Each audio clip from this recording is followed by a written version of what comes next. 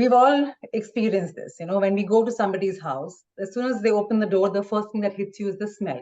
Sometimes it's an unpleasant smell. They haven't opened the doors and windows for a long time, and you get that stale smell. In 2 minutes, it's gone. You get used to it. They don't realize it. Other times, you just go in there and you don't feel very good. Some homes you don't feel very good, and some homes you feel very uplifted. What is happening, and what are people feeling when they're coming into your house? So that's what this session is like. If you have people coming into your house, how do you change the experience so that when they come in, they are uplifted and the energetic exchange is positive for everybody? So in most homes, it's like this. So if you have a home like this, and we have the couches or whatever the furniture we have is already there, but we are the human being and all these 6 layers above us. When we walk into the room, we are actually a soul having a human experience. In that room, all of these blotches, if you zoom back out and look from the vitality level, all of this is stuck energy. So this could be, maybe somebody had an argument in that house. Maybe the argument was 1 month ago. The residue is there. Maybe somebody watched a TV program where there was violence. All of those emotions of that violence from the TV program get deposited in the room. Maybe somebody plays video games. The reactions of that get deposited in the room. Our environment in the house is holding all of this stuff. Physically, we see the dust, we get the cleaners, we clean it out. Energetically, it just gets building up and building up and building up. So today I'm going to show you how to quickly shift this, because when I'm coming into somebody's house, physically I'm there, but all of this other part of me is actually seeing and feeling all of this stuff that is stuck in that room. So on the physical level, we look at 3 things. We look, okay, what am I looking at? Is there clutter? Is it clean? Second, what are the sounds? Is it noisy? Is there pleasant music, or is it just quiet? And finally, what does it smell like? But as a human, that's only 5 to 10% of our input. What we are actually experiencing, the remaining 90 to 95%, is everything else on our upper level. So if there's tension that was there in that house, that is still there. So you will feel that. If there was a stress, if there was an argument, if there was a fight, all of those feelings are over there. Here's an example. Let's say when somebody's going to come to my house, I'm going to vacuum, clean up. Maybe I'm just going to use scented candles or an agarbatti, or maybe use a room freshener. And finally, maybe I'll turn the TV off or something. So I'm going to prepare. So as an example, look at this room over here. So this room is clean. It's been vacuumed. There's also an agarbatti here. So there's incense, and incense is actually on. I have a salt lamp going, which gives the negative ions. And then it's pleasant, and the doors and windows are actually open. But if I take an energy snapshot of this room, I am seeing that I want to see clear bands, and I want to see lots of colors. There are green, orange, and pink. So some energy is good, but all of this stuff, that dark blue, is stuck emotions and stuck stuff. So if anybody comes into my house at this point, they'll see a clean house, but what they will feel and what they will experience, they may or may not realize it, but it'll be all of this stuff will just get deposited on them. And if my house has stuff like this, whatever they have, they will end up depositing and adding to this when they leave. So if a person who's very toxic comes over, they will leave their deposits and add to this, because like dust collects more dust. So this mess in my house, energetic mess, will actually pull out from the people who come there and increase the size when they leave. So today I'm going to show you how do you shift this. So the first thing I want to show you is, if you're using a scented candle, energetically what it is doing to your room. So this is a regular wax candle. I'm using unscented right now. And this is the energy of the room. So the room is already dense and dark. I light this candle, but the wax candle is actually adding more energetic debris in the room. Okay, so it's actually adding dark blue and green and very unsupportive energies. I tried taking the photo many different ways. No matter which way I tried, no matter which candle I tried, a wax candle always depleted the energy of the room. So what can you do? How do you shift this? I mean, more than cleaning, how do we work with this? I actually want the house to be like this. So energetically, this is equivalent to energetic dusting before somebody comes. So over here, this is what you want. You want to see light greens and light blues and orange, because green is life force, pink is love, orange is vitality, purple is the spiritual energies. What do I do? How do I shift it from this to this? And this session is just telling you how you can just knowing what to do and how it can be done very quickly. So here's another example. It doesn't matter what room it is, even if it is my house, whatever is happening, everybody's home carries energetic debris in there. Okay. Now, before I go ahead, we'll start one by one. So we spoke about sound, smell, and sight. So I'll just focus on these three touch points, and I'll tell you how to go about shifting the energy in the rooms. First, let's look at sound. Any kind of music that we play, whether it is rock music, whether it is popular music, whether it is classical music, affects the environment in the room. Music is a frequency, okay? And frequency works with energy. So the first, I did an energetic imprint just to see what popular music does. So my room was pretty bright and clear before. So there was blue energy of communication, green of health, pink of love. I played that song once in the room. When I played the song in the room, immediately all the energy in the room became very chaotic. Notice it's all fuzzy. So it put in chaos. It didn't shift the energies too much, but it just brought in chaos and noise and like, if I could listen to it, it would sound like that. So it kind of made the noise in the room. Okay. Then I said, okay, what about a rock? What if I play a rock song? When I played rock music, I want you to see, this was the energy of the room before. So there was green, and it was very healthy energy. Green and orange is very strong and healthy. The moment I played that one rock song once, all of this healthy energy, green, orange, green, just disappeared. Energy of life force. Just to show you how music affects us. Now, on the contrary, there's also music that shifts the energy of the room the other way. So, for example, when the energy of the room was like this is green, pink, and orange, I played a special music CD called the Sirius Odyssey. These frequencies shifted the energy and it brought the green and the blue and the pink, and they became clear. So, sound and music is a very easy way to shift the energy. And I was going to show you there's different kinds of music, and certain instruments have got very beautiful harmonizing and calming frequencies which affect the brain and the heart. And one such instrument is a handpan. It's just a steel drum.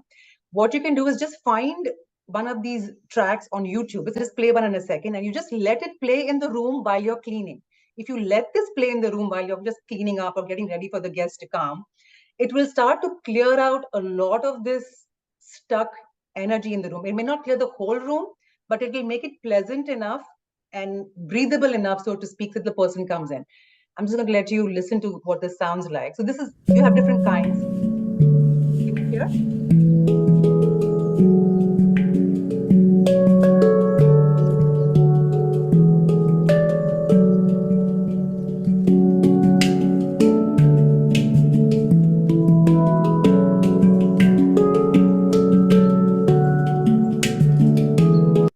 As you can see, it's quite pleasant. It's just one drum, and all the frequencies are on this drum. And as it plays it plays very harmonious frequency ratios, which entrain with our energy body. And they release the physical stress and tension from our body and also from the environment, so that it kind of gives like a first level of dusting. This is not the only kind. There's different kinds of music you can use to clear. A second form is crystal singing bowls. They will clean deeply. And because these are very specific frequencies designed to clear specific energies. For example, I'm going to play a little sample from a channel called Crystal Cadence. So these sound more like meditative or something. If you're not in the house, you might want to just leave it on and clear the energy.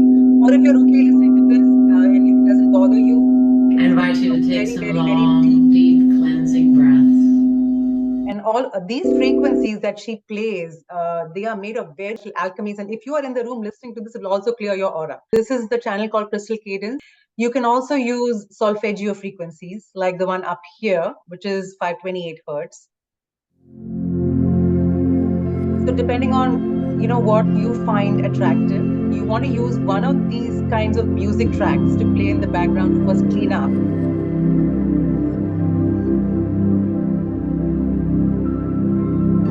When you're looking for solfeggio frequencies, you want to find the 520. There are 9 different solfeggio frequencies. You want to look for the 528 hertz. My favorite is still, the hang drum. Like it has even faster tone music like this one.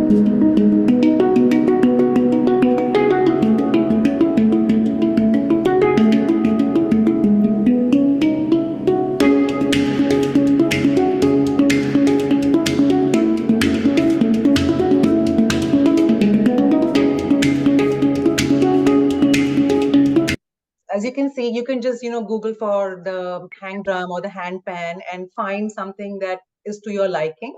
And the hand pan, you can also leave it on as ambient music in the background, and it'll really ensure that the interaction that the people have is positive, it is open, and it is uplifting. It's really helpful. Music works with the brain and it entrains the mind, the logic, and the body. Now let's just move towards looking or sight. Obviously, we make sure the place is vacuumed and it looks good as best as we can. But there's two things to add in the looks. One is always fresh flowers. Having a dinner party might be actually helpful to just have a small bud vase, one for each person in their seating place. Some aura images of what flowers do, and they work with energy centers of people. For example, if you have a bunch of pink roses like this one over here. So on the left is the energy of the room where you have the green, the orange, the blue. But the moment I put a bouquet of pink roses in there, I want you to see the amazing frequencies that are emitted from these flowers, and they go into the room. So this emits the green, the pink, the orange, the purple, the whole range. And if you're in the room with these flowers, it actually starts to balance whoever is around the flowers, their solar plexus and heart chakras. It actually balances those energy centers. It's so beautiful that we don't know. People just give us flowers, and sometimes we have them, sometimes we don't. But if you are mindful, and you always get a bouquet of fresh flowers, each set of flowers works on different energy centers. So the pink roses works, like I said, on the solar plexus and the heart. If anybody's in that room, on the energetic level, it begins to build their self-confidence. It makes them very comfortable, and it makes them very content. So pink roses is a really good flower to have if you have a big group of people, because their energy is very strong. Different color roses have different energies, but the pink one works really well for group gatherings. This is just like, fun stuff. Next, when you have carnations, carnation works with the root and the heart chakra. And I just want you to see these energy images, how it interacts with the person. So this is the energy of the room. And the moment I bring the flowers, it brings out these new energy fields around it. And when I come close to the flowers, the field of the flowers becomes stronger. Notice the green and the orange grew stronger. It moved towards me and it starts sending that into me. So whenever you have flowers in the room, and if you just stop and admire them, the moment you admire them, they shift and they move the energy towards you. So that's when it starts entering into your body. So like over here, the green and orange is entering into my body. I changed the lighting to see if I can measure very subtle frequencies, like very high level frequencies. And even then the carnations had the pink and orange, and my hand came closer and it's transmitting that into my body. So in the background, it's kind of healing your energy centers. And energy center healing is important because all the organs in the body and all the illnesses, they are connected with the functioning of the energy centers. It may not be strong enough to reverse a condition, but when you have these things in the background in the environment, they're continuously doing different levels of healing that we are not aware of. So this is a really, really small orchid. Usually orchids are big and the energies are very strong. But this particular orchid is a tiny purple orchid, and it still had pretty strong energies, and the orchid works with the crown center. And not many flowers or things in the environment can work with the crown center, because having the crown center open allows you to find your own gifts, your own purpose in life, and your connection to the divine. So orchids are, I know they're pretty popular, but if you have a group gathering, it's nice to have a big group of orchids, because then it'll balance everybody's sacral, heart, and crown. Second thing that you can, be mindful of is when you have people over, is to have flowers. Here are gerbera daisies. Again, gerbera daisies are very powerful when they bring the purple, the orange, the green, and the blue energies. And all of these will go into you. So as I bring my hand, their energy shrunk and it sent it into me. The second thing is candles. Candles and fire are definitely powerful, but when we are using wax candles, it creates really negative energy. An alternative is to use beeswax. Beeswax is made from a completely natural substance and it has very healing agents in them. Here's a tiny beeswax candle. Like the candle I used here, like a votive candle, and the energy it created was pretty harmful. I got a tiny tea light beeswax candle, a really small one. And when I light, this is the energies of the room. The moment I light it, that beeswax candle filled the room with so much positive energy and so many vibrations. It's the same fire, but the material that is used in the bottom can shift the energy. So if you are considering getting a candle for gathering, which is a really good idea because the energy of fire is stronger than that of flowers. So if you have candles, it's really good to, just keep a good beeswax candle around. And they last a long time. They don't have any smoke. They don't leave any residue. And they create this very pleasant smell as they burn, even if it's unscented. Usually get unscented ones. They have this natural sweetness that kind of gets deposited in the room. And the experience of the people follows that, okay? Comparison. So this was the energy of the room. The first is a wax candle. This is a beeswax candle. And the final thing is a ghee diya. Ghee diya, traditionally, we all have at home when we kind of do prayer. And it used to be that we would light one every evening or for prayer at home all the time. So the ghee diya and the beeswax have very comparable energetic feels. The second thing I want to point out is fire is very powerful in the ability to hold an intention. So let's just say you're having an important gathering. You can just hold in your mind that whoever comes has a happy or positive time.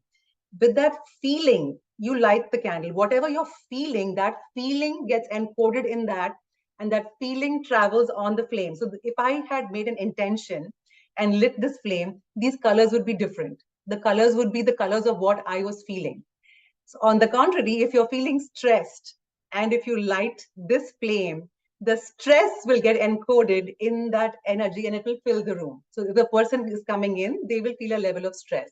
So when you're working with fire, it's very helpful to know that the moment the fire comes on, what you are feeling. So if you are feeling stressed and you lit the candle, blow it off, take a deep breath, calm yourself, and then relight it. So because with fire, you can change the experience quite strongly, actually, more strongly than anything else in an environment. The third thing that you can do that will also look good is to use crystal geodes. If you're not familiar with crystal geodes, they are like this. They are basically like, a ball of rock, and when you cut it open, inside it is all natural crystals. You want to work with either clear quartz or something like an amethyst geode. The reason you want a geode is because they have lots of points and they are able to send energy in all directions in the environment. Because you're using it in a room, the more points and the more surfaces are there, the more the energy will spread. The second you want to work with quartz is because quartz has a structure that is able to hold intention. Of course, when we are working with these things, it is always good to see the energy image and what works with it. So crystals are the most primitive form of life on Earth, and they are able to work with consciousness. There is a big crystal, and the crystal is not charged right now. So this is the energy of the room. So you just have green and pink and orange. I'm standing next to the crystal, and I think of good health. The moment I think of good health, because my energy field and I'm not touching it, but my field and the crystal field is overlapping, the thought of good health, that is green and orange, the crystal absorbs it. So it absorbed what I was thinking. All right. And I'm taking pictures. And as soon as I saw that, immediately I felt, oh my God, how grateful I am. I can see this energy transfer. The moment I felt gratitude, the next second, the pink energy came in the crystal. So as I'm feeling, whatever I am feeling, the crystal is absorbing. And it was so incredible to see that crystals absorb intentions. And finally, when I touched or I went close to the crystal and I touched it, all those energy fields of good health, of vitality, and gratitude went into my body. So I just want you to see a crystal works like a storage or a battery for intentions. And that's another reason why when you work with crystals, it is very important to clean it or clear its energy, because wherever it has been sitting, whatever energy is in the environment, it has absorbed. If you don't clear it and if you touch it, all of that negative stuff will flow into you. Clear it very quickly, then put an intention in it. and then just leave it. And it will hold that intention. It will continue to send it into the room. So for example, if you're having people over for dinner and I put the intention that, oh my, I see everybody laughing and happy and enjoying the conversation around dinner, let's say. I put that intention and I keep it on the table next to a beeswax candle. They will work in synergy with each other and they will push that energy into the environment. And when people are around that table, you will notice that the conversations are more lively, they're uplifted, and they're more energetic. Okay, finally, we looked at the sound and we looked at sight, and the last thing is smell. Of course, I am going to go with essential oil. This is the energy of my room, and I took an organic tulsi essential oil and I just opened it. I didn't even pour the drop out. I just opened the lid. The moment I opened the lid, the energy of the room shifted, and the tulsi put this beautiful pink and green energy in the room in 1 second. I left the bottle open and that green filled the room. So green again is the energy of really strong life force. Orange is vitality. Pink is gratitude and joy. And as I brought my finger close to the bottle, that green and the pink starts filling my body. Some fun combinations or fun suggestions. For example, if you have children over or you want it to be a relaxing environment, lavender is always a one to go with. If you want it to be uplifting, or if you want it to be a place, a party where people are talking, use orange, use peppermint, use orange and peppermint together. Or if somebody's studying in the room or they need mental clarity, in that case, use eucalyptus, use rosemary, because they are affecting with different colors and different parts of the brain. And rosemary and eucalyptus, if you rosemary, peppermint, eucalyptus, if you put them together, and if a person is studying for an exam, it's incredible the amount of mental clarity that they are able to get. Then if you want a soothing environment, go for rose. It's a very high frequency one. If somebody's having too many mood swings in the bedroom, you can just put geranium at night. So essential oils are a very easy way to shift anybody's energy and also of the whole space where people are being together, like lime, grapefruit, lemon. These are very helpful if you're having people over and you're cooking together or eating a meal together. It'll make them more hungry. It'll want them to eat more, and they'll choose more appetizing foods like more fruits and vegetables. And of course, there's chamomile for soothing, and all the ones in the citrus family like orange, mandarin, bergamot. They are very uplifting and calming at the same time. Frankincense is one essential oil that I find very useful because it's one of the few essential oils that have the energy of the orange band. And if you can get sacred frankincense that also has the energy of gold, which is why I think in many ancient religious practices of the church, they will always use sacred frankincense because it is able to heal and shift mental energies of people very powerfully. No other oil can do it as beautifully as frankincense can do it. Sandalwood is another one that has the gold energy. So in India, it's traditionally sandalwood. In the West, it's traditionally frankincense. And both of these oils are one of the strongest soul shifters, if I can say, of essential oils. Okay, so yesterday I shared that whenever we are working to support healing or live the best life or live a good quality life, we always work from the first level of the aura above the physical body, which is the vitality level. And always when you're working to shift something, you want to see from the vitality level, what is the language of the vitality level that I can use? So for example, to kind of wrap up what I said today, we were talking about what is seen, what is heard, and what you smell when you go to somebody's house.